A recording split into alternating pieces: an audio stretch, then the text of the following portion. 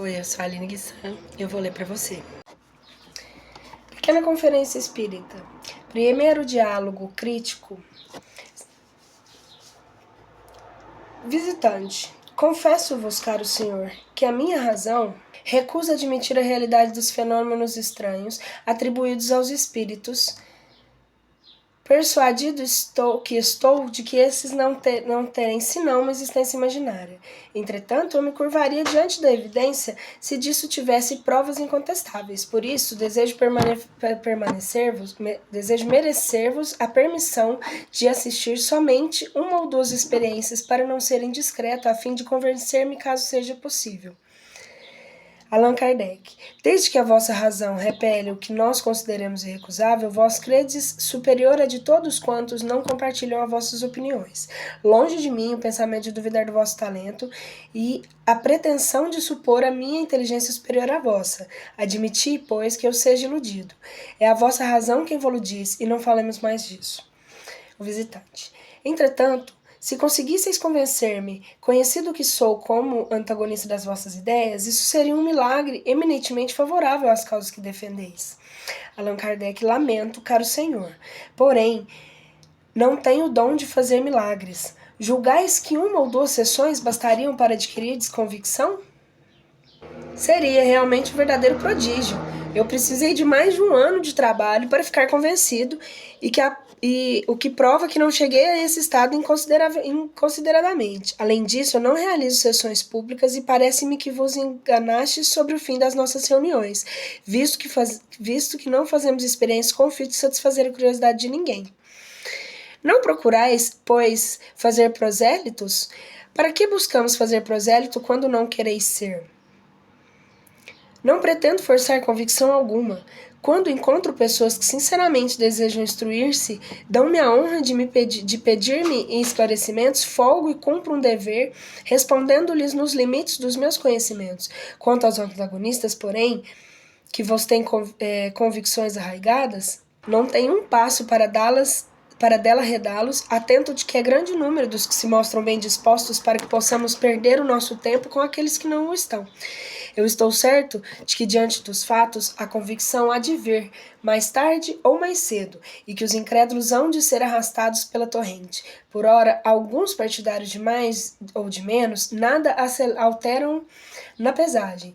Pelo que nunca me vereis incomodados para atrair às nossas ideias aqueles que, como vós, sabem as razões que têm para fugir delas. Há mais interesse em convencer-me do que o supondes. Permitis... Isso é o visitante.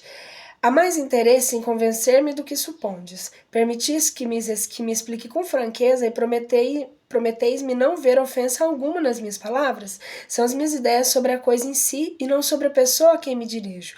Posso respeitar a pessoa sem participar das suas reuniões.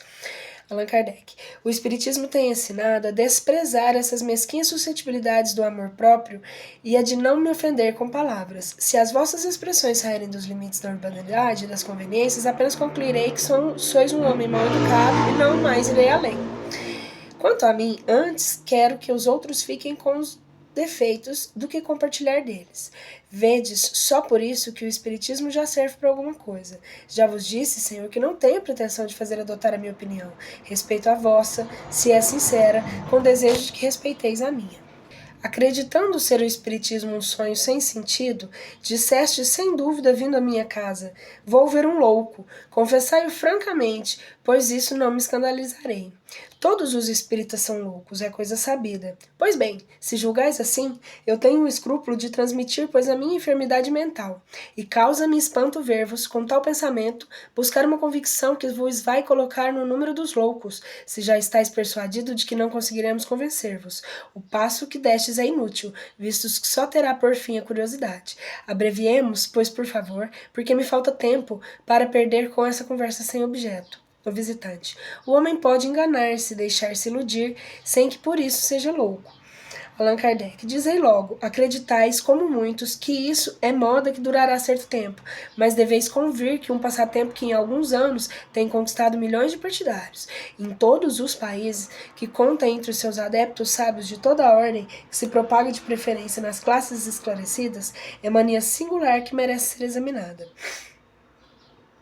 O visitante: eu tenho as minhas ideias a respeito, é certo que, porém, elas não se acham tão absolutamente firmadas, que não consinta em sacrificá-las à evidência. Disse-vos que tereis com certo interesse em me convencer. Confesso-vos que tenciono publicar um livro em que me proponho... Confesso-me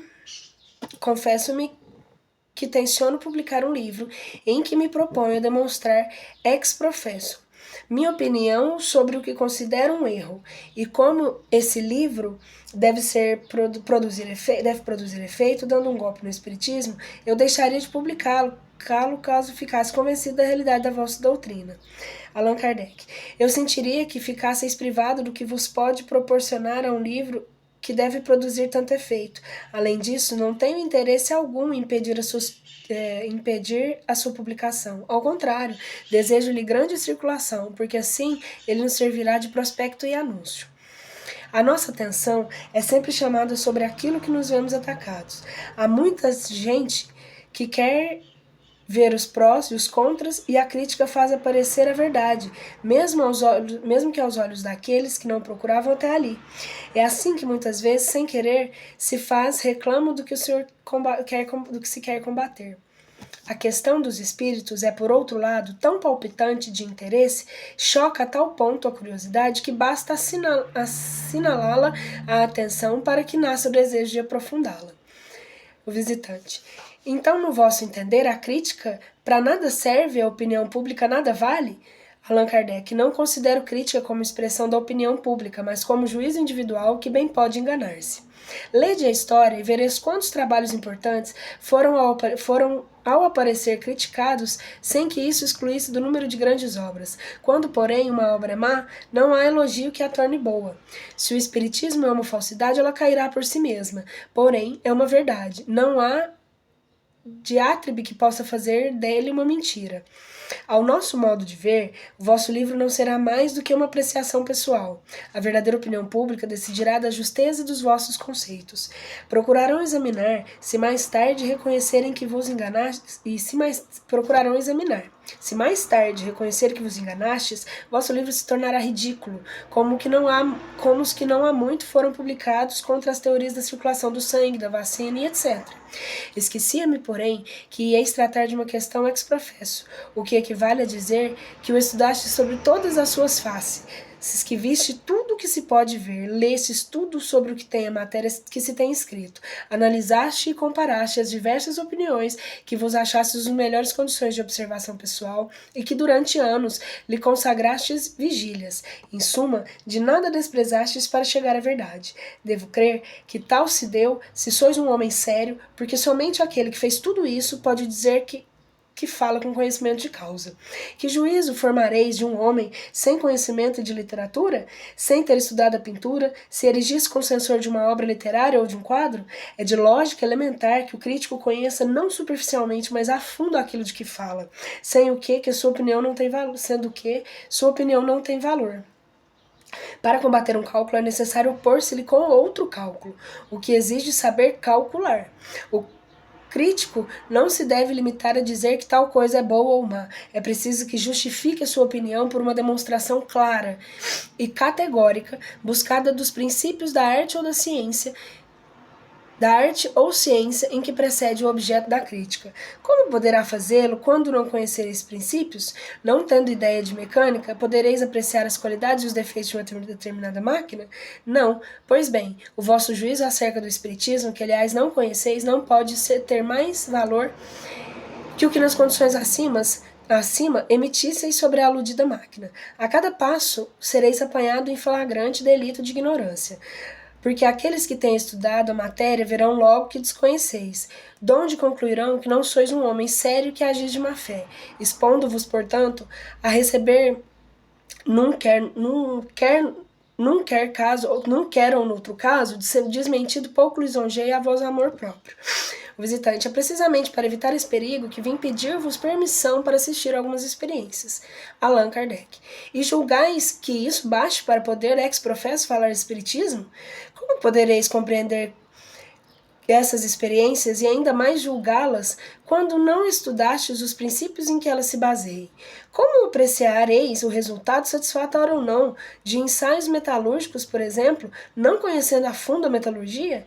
Permiti dizer-vos, Senhor, que vosso projeto é absolutamente a mesma coisa, e não tendo estudado a matemática nem a astronomia, vos apresentassem um dos membros do observatório, dizendo: Senhor, quero escrever um livro sobre astronomia e provar que o vosso sistema é falso, mas como desconheço os menores rudimentos dessa ciência, deixai que por uma ou duas vezes me sirva de vossa luneta, o que será suficiente para ficar sabendo tanto quanto vós. É somente, por extensão, que a palavra crítica se tornou um sinônimo de censura, em sua acepção própria, e segundo a etimologia, ela significa julgar, apreciar. A crítica pode, pois, ser aprobativa ou desaprobativa. Fazer crítica de um livro não é necessariamente condená-lo. Quem empreende essa tarefa deve fazê-lo sem ideias preconcebidas. Porém, antes de abrir o livro, já condena o pensamento. O exame não pode ser imparcial. Tal caso da maioria dos que têm falado contra o espiritismo. Apenas sobre o nome formam uma opinião, fazendo qual juiz que se proferisse a uma sentença sem antes examinar peças do processo. A consequência foi que seu julgamento feriu em falso, em que, em vez de persuadir, ocasionaria o riso. A maior parte dos que seriamente têm estudado a questão mudou de ideia, e mais de um adversário tem se tornado adepto ao espiritismo quando reconhece que o seu objetivo é muito diverso do que aquele supunha. Visitante, falais do exame dos livros em geral. Acreditais que seja materialmente possível a um jornalista ler e estudar todos os que lhes passam pelas mãos, sobretudo quando se ocupam com teorias novas e que lhe seria preciso aprofundar e verificar? Seria o mesmo que exigir do impressor que ele lesse todas as obras que saíssem da sua prensa. Allan Kardec. A tão judicioso raciocínio não tem outra resposta a dar senão, quando nos falta o tempo para fazer conscientemente uma coisa, é melhor não fazê-la. É preferível produzir um só trabalho bom a fazer 10 maus. Não acrediteis que a minha opinião se tenha formado levianamente. Visitante, não acrediteis que a minha opinião se tenha formado levianamente. Vi mesas girarem e produzirem sons como pancadas. Vi pessoas escreverem o que, segundo diziam, lhes ditavam os espíritos. Estou, porém, convencido de que nisso há charlatanismo. Allan Kardec. Quanto vos cobraram para mostrar-vos essas coisas? Visitante. Nada, por certo. Allan Kardec. Ora, aí tendes charlatães de uma espécie singular, que vão reabilitar o nome da sua classe. Até o presente, não se tinha ainda visto charlatões desinteressados. Suponhamos que um gaiato de mau gosto tenha querido uma vez divertir-se assim. Será Silvio que outras pessoas presentes pactuassem com ele? Ademais, com que fim se fariam esses cúmplices de mistificação? Direis que com o fim de recrear a sociedade. Concordo que uma vez que se prestassem a tal brinquedo, porém quando esse brinquedo dura meses e anos, julgo que o mistificado é o próprio mistificador. Não é provável que só pelo gosto de fazer creiam em uma coisa que ele sabe ser falsa. Alguém vá passar boas indiretas imóvel agarrados a uma mesa. O gosto não equivaleria à pena. Antes de julgar isso uma fraude, é preciso indagar que interesse haveria em enganar. Não deixeis de convir que as pessoas que se não coadunam com a mais leve suspeita de embuste, pessoas cujo caráter há uma garantia de probidade. Coisa muito diversa seria se tratasse a uma especulação, porque a tentação do ganho é má conselheira. Mas admitindo que neste último caso ficasse bem comprovado o manejo fraudulento, isso em nada ofenderia a realidade do princípio, porque tudo se pode abusar. Por vender vinho falsificado, não se deve concluir que não existe vinho puro. O espiritismo não é mais responsável pelos atos daqueles que abusam desse nome e o exploram, do que o é a ciência médica, pelos atos dos charlatães que impingem as suas drogas, ou a religião pelos sacerdotes que iludem seu ministério. Por sua novidade, e mesmo por sua natureza, o espiritismo se presta a abusos. Ele, porém, fornece meios para que reconheçam, definindo claramente seu verdadeiro caráter e afastando de si toda solidariedade com aqueles que o viriam explorar ou desviar o seu fim exclusivamente moral para formá-lo em meio de vida. É instrumento de adivinhação ou de investigações fúteis. Desde que o espiritismo mesmo traça os limites em que se encerra, define o que pode ou não dizer ou fazer, em que está ou não as suas atribuições, o que aceita ou que repudia, a toda falta recai sobre aqueles que, não se dando ao trabalho de estudá-lo, julgam sem aparências, e que, por terem encontrado saltimbancos adornando-se sobre o nome de espíritas, para chamar concorrência, dizem com gravidade: eis o que é o espiritismo. Sobre quem, em definitivo, cairá o ridículo? Será sobre a saltimbanco que usa do seu ofício? Será sobre o espiritismo cuja doutrina escrita desmente tais asserções? Ou antes sobre os críticos que falam do que não sabem ou do que cientemente alternam a verdade? Aqueles que atribuem ao espiritismo que, ao contrário à sua mesma ciência, fazem-no por ignorância ou má intenção. No primeiro caso, a leviandade, no segundo, má fé. E nesse último caso, eles se colocam na posição do historiador que, no interesse de sustentar um partido, uma opinião, alterasse os fatos históricos. Quando usa desses meios, o partido fica desacreditado e não consegue o seu fim. Notai bem, cavalheiro, que eu não pretendo que a crítica deva necessariamente aprovar as nossas ideias, mesmo depois de as haver estudado. Não nos revoltamos de forma alguma contra os que não pensam como nós. O que é evidente para nós não pode ser para vós outros. Cada qual julga as coisas debaixo de certo ponto de vista. E de fato positivo, nem todos tiram as mesmas consequências. Do fato positivo, nem todos tiram as mesmas consequências. Se um pintor, por exemplo, pinta em seu quadro um cavalo branco, não faltará quem diga que essa cor faz mau efeito e que a cor negra conviria mais. E nisto não se acomete erro. Cometer-se-á, porém, vendo que o cavalo é branco, afirmar que é negro. É o que faz a maioria dos adversários. Em resumo, senhor, todos têm completa liberdade de aprovar censuras, de aprovar ou censurar os princípios do espiritismo, de deduzir deles as consequências boas ou más que lhes aprouver. Porém, a consequência impõe ao crítico a obrigação de não dizer o contrário do que ele sabe, que é, para isso, a primeira condição de não falar do que não conhece. Visitante, voltemos por favor às mesas que se movem e falam. Não será possível que elas sejam preparadas com algum artifício? Allan Kardec. É sempre a mesma questão de boa-fé que já respondi. Quando a fraude for provada, eu vou-la reconhecerei, e se descobrires fatos demonstrados de embuste, charlatanismo, especulação ou abuso de confiança, fustigai-os, e eu desde já vos declaro que não irei defendê-los, porque o espiritismo sério é o primeiro a repudiá-los. Quem assinalar tais abusos auxilia no trabalho de preveni-los, quem lhe presta importantes serviços. Porém, generalizar essas acusações, lançar sobre ele elevado número de pessoas honradas e reprovação que só cabe a alguns indivíduos isolados é um abuso de outro gênero, porque é uma calúnia. Admitindo, como dissestes, que as mesas estivessem preparadas, era preciso que o mecanismo empregado fosse bem engenhoso para fazê-las produzir movimentos e sons tão variados. Ora, como não é ainda de conhecimento hábil o artista que fabrica, entretanto, ele deveria gozar de grande celebridade, visto que seus aparelhos estão espalhados pelas 5 partes do mundo. Devem também convir que o seu processo é assaz, delicado e sutil, para poder adaptar-se à primeira mesa que se apresenta sem deixar sinal algum exterior que o denuncie. Como é desde Tertuliano, que já tratava das mesas giratórias falantes, até o presente ninguém conseguiu ver ou descrever tal mecanismo? Eis o que vos ilude.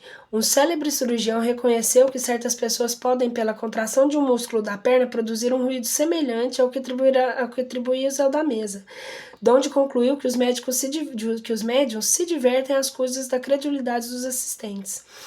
Allan Kardec. Se é um estalido do músculo, não é então a mesa que está preparada. Uma vez que cada qual explica ao seu modo que está pretendida a fraude, fica reconhecida a verdadeira causa que a verdadeira causa não é sabida. Respeito a ciência desse sábio cirurgião e somente acho que se apresentam algumas dificuldades na aplicação às mesas falantes da teoria indicada. A primeira é que, singular a essa faculdade, até o presente excepcional e olhado com o caso prológico se tenha tornado comum. Segunda, que é preciso ter robustíssima vontade de mistificar para fazer estalar o músculo durante 1, 2 ou 3 horas consecutivas, quando disso não resulta, a quem assim, procede senão de fadiga e dor. A terceira, que eu não compreendo bem como pode esse músculo responder às portas e paredes em que as pancadas se fazem ouvir. A quarta, finalmente, é que é necessário dar-se a esse músculo instalador uma propriedade bem maravilhosa, para que ele possa mover uma pesada mesa, levantá-la e abri-la e fechá-la e conservá-la suspensa sem ponto de apoio, e finalmente fazê-la despedaçar-se ao cair. Ninguém, por certo, desconfiava que esse músculo possuísse tanta virtude. Ver na Revista Espírita de junho de 1859, o músculo estalante. O célebre cirurgião de que falais teria estudado o fenômeno da tipologia sobre os indivíduos que o produzem. Não, ele observou um efeito fisiológico anormal em alguns indivíduos que nunca se ocuparam de mesas batedoras e, notando certa analogia entre esse efeito que as mesas produzem, sem mais amplo exame, concluiu que em toda a autoridade da sua ciência e que todos que o concorrem para que as mesas falem, deve ter a propriedade de fazer estalar o músculo curto perôneo e não são mais que embusteios, sejam por eles príncipes ou artífices, que recebam ou não um pagamento. Estudou ele ao menos o fenômeno da tipologia em todas as suas fases? Verificou por meio desse estalido muscular se podia produzir todos os efeitos tipológicos? Não, porque do contrário ele ficaria convencido da sua insuficiência de seu processo. Apesar disso, julgou-se no caso de proclamar a sua desordem em pleno instituto. Não será esse juízo, assaz, comprometedor para um sábio? Quem pensa hoje nessa opinião? Confesso-vos que se me tivesse de sujeitar a uma operação cirúrgica, hesitaria muito a confiar-me nesse médico, porque recearia que ele não julgasse o meu mal com mais perspicácia. Já que esse juízo é uma das autoridades em que pareceis querer apoiar para vos esmagar o espiritismo, fico completamente inteirado da força dos outros argumentos que quereis validar, a menos que não os vades beber em fontes mais autênticas. Visitante, entretanto, bem vedes que já passou a moda dessas mesas gigantes que durante certo tempo fizeram furor. Hoje já ninguém se ocupa com elas. Por que se dá disso quando é uma coisa séria? Allan Kardec. Porque das mesas girantes saiu a coisa ainda mais séria, uma ciência completa, uma perfeita doutrina filosófica, do máximo interesse para que os homens que refletem. Quando a estes nada mais tiveram a aprender no giro das mesas, não mais com elas se ocuparam. Para as pessoas fúteis, que nada querem aprofundar, esse fenômeno era um passatempo, um divertimento que abandonaram quando deles e se aborreceram. São pessoas com as quais a ciência não conta. O período de curiosidade teve o seu tempo, sucedeu-lhe o da observação. O espiritismo entrou, então, no domínio da gente séria, que não toma como objeto de divertimento, mas sim como meio de instruir-se. Porém, essas pessoas se consideram como uma coisa grave, e não se prestam a qualquer experiência de curiosidade, e ainda menos a satisfazer daqueles que se apresentam com pensamentos hostis. Como não brincam, não se prestam a servir de brinquedo para os outros. Eu pertenço a esse número. No entanto, somente a experiência pode convencer, mesmo aquele que, em começo, seja movido pela curiosidade. Se só trabalhais na presença de pessoas convictas, deixai que vos diga, ensinai a quem já sabe. No entanto, somente a experiência pode convencer, e mesmo aquele que em começo seja movido pela curiosidade. Se só trabalhais na presença de pessoas convictas, deixai que vos diga, ensinais a quem já sabe. Allan Kardec. Uma coisa é estar convencido e outra é estar disposto a convencer-se. E é aos da última classe que me dirijo, e não aos que julgam humilhação vir escutar o que eles chamam de ilusões. Com estes eu não me ocupo, absolutamente. Quanto aos que manifestam sincero desejo de esclarecer-se melhor com o que têm, para prová-lo, é mostrar a perseverança. São reconhecidos por outros sinais que não apenas desejo de ver uma ou duas experiências essas que trabalharam seriamente. A convicção só se adquire com o tempo, por meio de uma série de observações feitas com cuidado todo particular. Os fenômenos espíritas diferem essencialmente dos das ciências exatas, não se produzem à vontade, e é preciso que os colhamos da passagem. É observando muito e por muito tempo que se descobre a porção de provas que escapam à primeira vista, sobretudo quando não se está familiarizando com as condições em que se pode encontrá-las, e ainda mais que se veem com o espírito prevenido. As provas abundam para o observador assíduo e refletido. Uma palavra, um fato aparentemente significante, é para ele um raio de luz, uma confirmação, ao passo de que tais fatos não têm sentido para quem os observa superficialmente, ou por simples curiosidade. Eis porque não me presto a fazer experiências sem resultado provável. Enfim, o visitante novamente. Enfim, tudo deve ter começo. Tudo deve ter começo. O aprendiz que nada sabe, que nada viu ainda, mas que deseja esclarecer-se, como poderá fazê-lo quando não lhe faltais meios para isso? Allan Kardec. Eu faço grande distinção entre o incrédulo por ignorância e o incrédulo por sistema. Quando descubro alguém com disposições favoráveis, nada me custa esclarecê-lo. Porém, pessoas em que a vontade de instruir-se não é senão aparente, com estas perder-se o tempo, porque se elas não encontram logo o que parecem buscar e que talvez incomoda-se, se aparecesse o pouco que vem não é o suficiente para lhe destruir as prevenções, julgam mal os resultados obtidos e os transformam em objeto de zombaria, pelo que não há futilidade de nos fornecer. Há quem deseja instruir-se. Direi, não se pode fazer um curso de espiritismo experimental, como se faz um de física ou de química, atento que nunca se é senhor de produzir os fenômenos espíritas à vontade, e que as inteligências desses agentes fazem, muitas vezes, frustrarem-se todas as nossas previsões. Aqueles que acidentalmente podereis ver não apresentam nexo algum, nem ligação necessária e seriam pouco inteligíveis para vós. Instruí-vos principalmente pela teoria lede e meditai as obras em que tratam dessa ciência. Nelas, aprendereis os princípios e encontrareis a descrição de todos os fenômenos. Compreendereis a possibilidade deles e, pela explicação em que vos darão, pela narrativa de grande número de fatos espontâneos, de que pudeste ser testemunha, sem os compreender, mas que voltarão à memória, vós nos fortificareis com todas as dificuldades que possam surgir e formareis, desse modo, uma primeira convicção moral. Então, quando se vos apresentar a ocasião de observar ou operar pessoalmente, compreendereis qualquer que seja a ordem em que os fatos se mostrem, porque nada vereis de estranho. Eis, meu caro senhor, que o que aconselho a todos que dizem querer instruir-se, pela resposta que dão, é fácil conhecer se neles há alguma coisa a mais do que curiosidade.